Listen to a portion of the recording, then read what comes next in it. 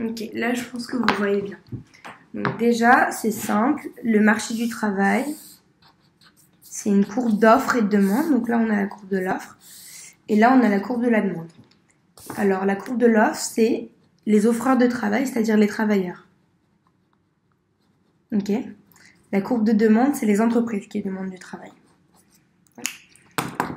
Donc là, on a la quantité.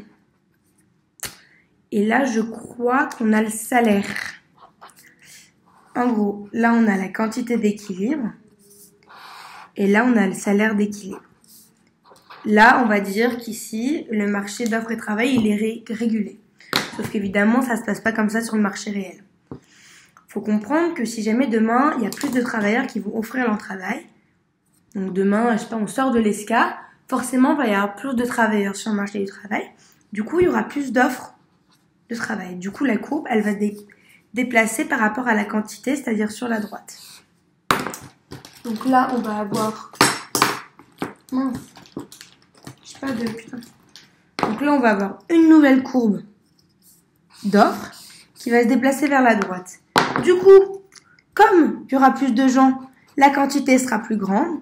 Mais comme évidemment, il y a plus de travailleurs, le salaire d'équilibre sera forcément plus bas. Okay. Si demain, les entreprises ont besoin de produire plus, je sais pas, il y a un nouveau produit, tout le monde se l'arrache, ils veulent plus de production. Alors là, ils vont demander du travail. Du coup, la courbe de la demande, elle va se déplacer vers la droite aussi, c'est-à-dire qu'elle augmente. La quantité augmente, donc on est toujours sur ça.